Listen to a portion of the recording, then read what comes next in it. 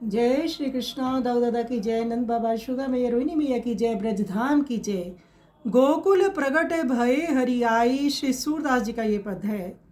देवताओं का उद्धार करने के लिए और असुरों का संहार करने के लिए ये अंतर्यामी त्रिभुवन नाथ श्री हरि गोकुल में आकर प्रकट हुए हैं। श्री वसुदेव जी ने मस्तक पर रखकर ले आए और ब्रजराज श्री नंद जी के घर पहुंचा गए। माता यशोदा जी ने जागृत होने पर जब पुत्र का मुख देखा तब उनका अंग अंग पुलकित हो गया। हृदय में आनंद समाता नहीं था, कंठ गदगद हो उठा, बोला तक नहीं जाता था। अत्यंत हर्षित होकर उन्होंने श्री नंद जी को बुलवाया कि स्वामी पधारो, देवता प्रसन्न हो गए हैं, आपके पुत्र हुआ है, शीघ्र आकर उसका मुख देखो। श्री नंद राय जी दौड़कर पहुंचे। पुत्र का मुख देखकर उन्हें जो आनंद हुआ वह मुझसे वर्णन नहीं किया जाता है। श्री सूरदास जी कहते हैं कि माता यशोदा, मैंने पहले ही धाई के रूप में दूध पिलाने की निछावरी मांगी है। तो श्री सूरदास जी कहती हैं कि मेरे को दर्शन हो गए थे कि प्रभु आ रहे हैं। तो बड़ा सुंदर ये पद है। आइए सुंदर पद का हम श्रवण करें।